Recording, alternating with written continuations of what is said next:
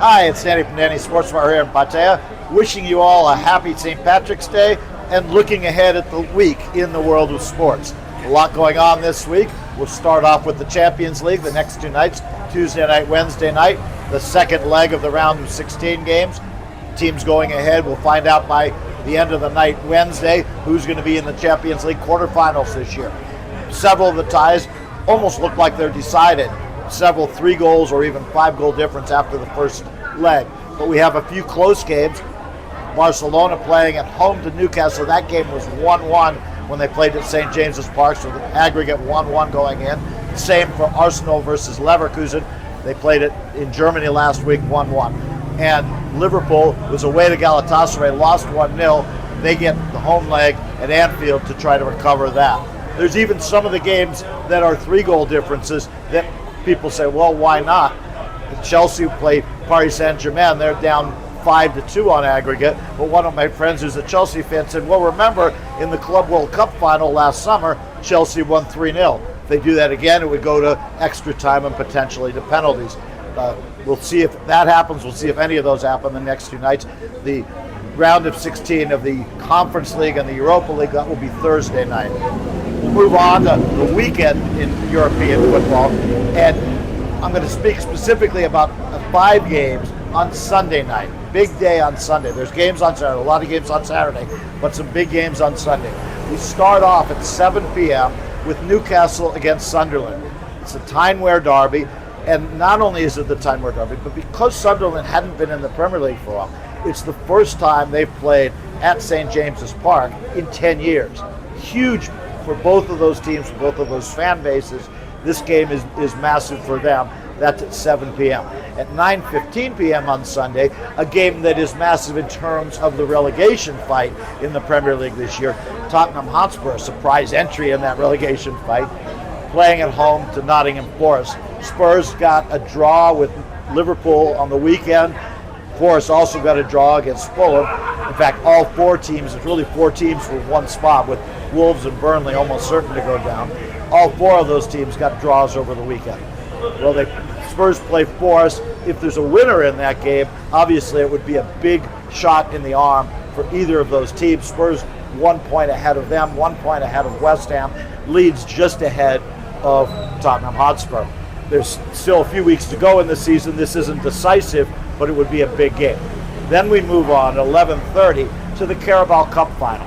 Manchester City against Arsenal. Normally we're talking about these 2 teams as it relates to the Premier League, the title race in the Premier League, but they have the week off from the Premier League this week to fight for the first cup final in England this year.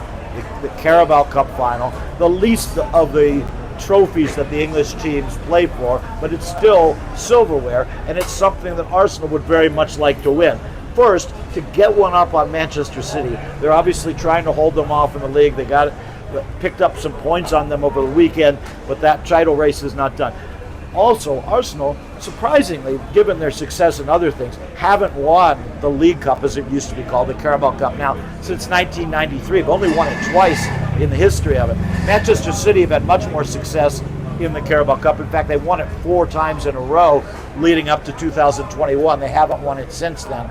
But not the biggest trophy of the year, but given the 2 teams in it and given the history, yes, it's a significant trophy for both of them to win. And finally, the last game we'll talk about that, or 2 more games we'll talk about that day in other countries. One, 8:30 on Holland, Feyenoord against Ajax. Normally, this is the Klassieker, the big game in Holland. Right now, PSV are in first place in the Dutch league, in the Eredivisie. Feyenoord are second, but quite a ways behind, and Ajax actually in 4th place. So in the terms of the Eredivisie race, this is not the biggest game of all, but for those 2 teams and those 2 fan bases, always a big game. Another big game for teams and fan bases, 3 a.m. Sunday, Real Madrid against Atletico Madrid, the Madrid derby. We always think of Real Madrid with El Clasico against Barcelona, but especially in recent years when Atletico Madrid have improved, the game against Atletico Madrid has taken on added importance for them. Right now, Real are second in La Liga to Barcelona, with Atletico third in the league. Both of them obviously playing in the Champions League earlier in the week, both of them with 3-goal leads going into their games in the Champions League. So we'll go to other sports. In college basketball, this is a huge week in college basketball in the United States. It's the start of March Madness. There's the 2 play-in games early, but we really get going on Thursday and Friday nights with the first round. 16 games each day. We'll start just after 11 p.m. our time.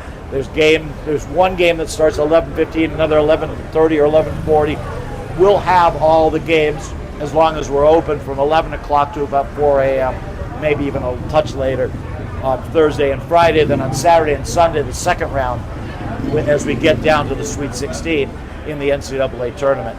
That's exciting for, I think, every American sports fan and certainly anyone who follows college basketball. We'll look a little bit at Australia. There's one very big game in the NRL this week, Friday at 4 p.m. It's the Melbourne Storm against the Brisbane Broncos. You might remember they played in the grand final, the NRL grand final last year, with the Broncos winning over the Storm. The Storm, remember that very well. They have gotten off to a very good start this year. They've destroyed the 2 teams they've played so far. The Broncos, on the other hand, a surprising start, lost both the games they played so far. Now they'll play in Melbourne on Friday, early in the season still, so it's a little too early to say what effect on the race it is, but certainly on the mentality of 2 teams that played in the grand final last year, this qualifies as a big game, 4 p.m. on Friday.